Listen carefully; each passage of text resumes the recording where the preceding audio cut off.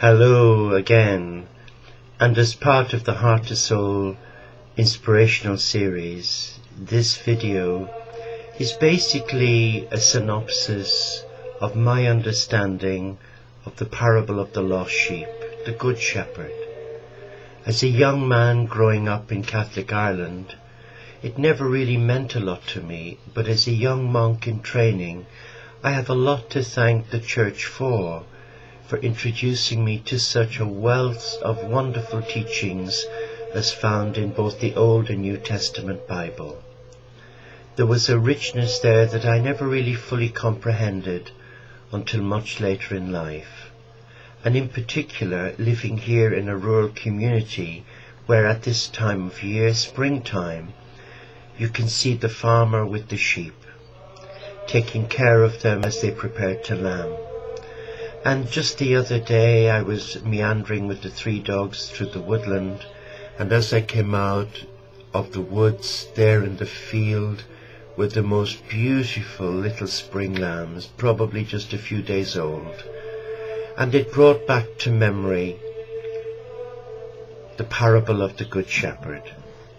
But let me just read to you some of my notes. All through the Old Testament we see God being referred to as the Shepherd of Israel. God placed a large amount of trust and responsibility on the leaders of Israel, but time and time again they failed him, as do today. But God ended up denouncing these false shepherds and promised to send a shepherd to lead and care for them and for the sheep of Israel, and provide a way for people to be saved. The shepherd is no other person than God's Son, the Messiah, Jesus Christ, the barefoot Galilean, the one whom I'm in service to as a bride of Christ. God's people are never illustrated as being great, mighty, self-sufficient or independent. The only animal that is suitable for this comparison is the sheep, who is dependent upon the shepherd.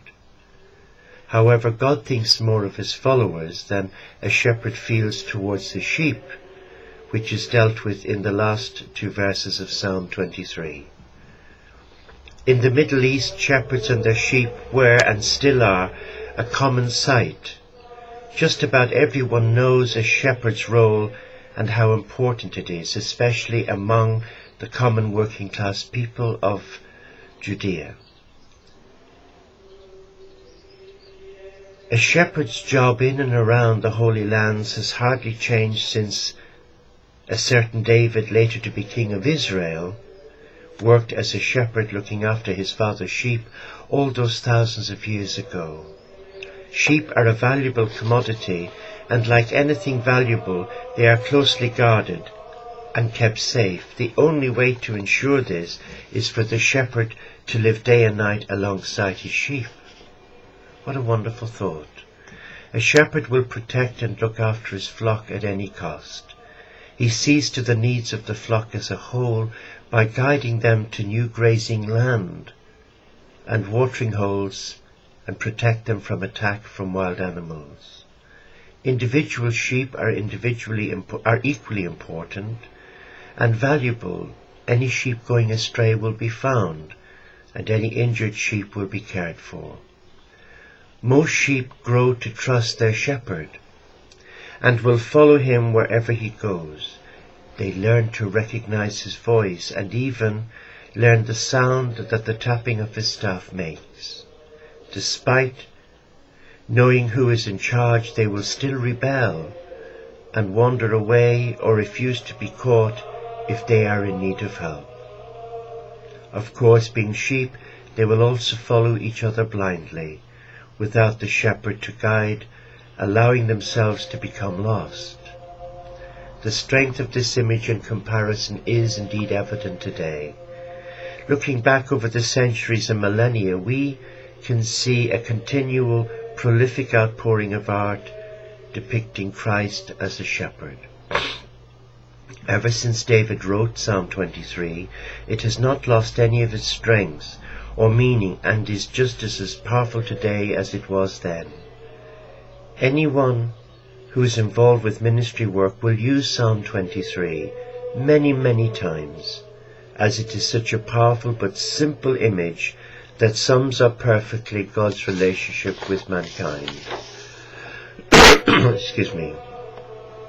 The Good Shepherd of Israel is alive and well today, leading you and I back to the fold of safety, love and protection.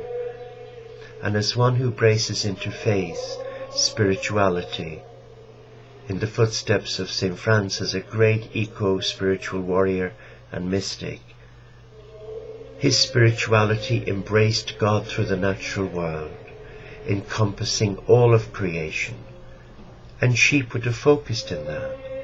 But let us look briefly at Psalm 23. The Lord is my shepherd. What is that saying to you? To me it is saying relationship. That's relationship. I have everything I need. That's supply. He lets me rest in fields of grass. That's rest. And he leads me to quiet restful pools of fresh water.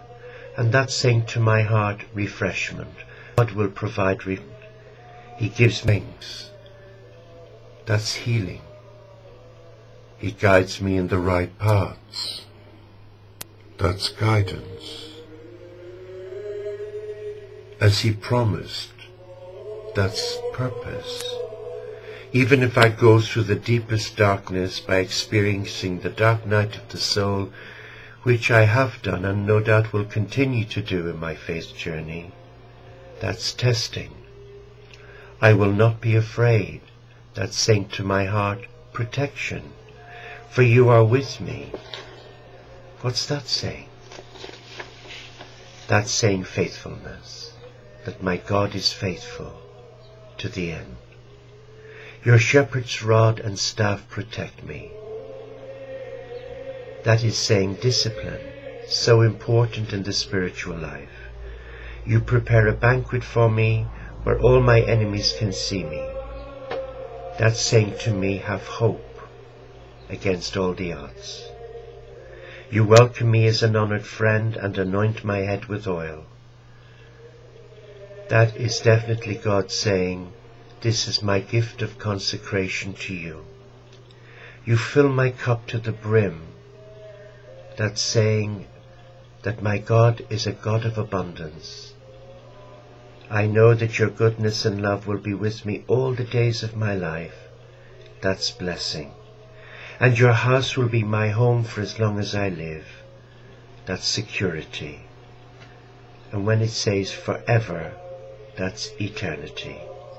So Psalm 23 is a simple rule of life, of trusting in a Holy Father, Mother God, who created all children, all men and women, to trust God as a shepherd who will lead them through the difficult days, the difficult trials of their life, and that they will want for nothing. The Lord is my shepherd. There is nothing I shall want, ever. Our God is a God of abundance, and our God provides for all our needs, not our wants. Today's society, so many are preoccupied with want and forget about their need. So what are our needs as a child of God? The first is to surrender our heart to love and to allow the Divine One provide for all our needs. And it's about trust. It's a relationship of love based on trust. And like the young spring lamb, when it's thirsty it comes back to its mother, and when it's lost she bleats for it and it comes running. Wherever it may be, in the field, it comes running, just like you and me. I hope that this short account of the Good Shepherd has helped you. Bless you. Namaste.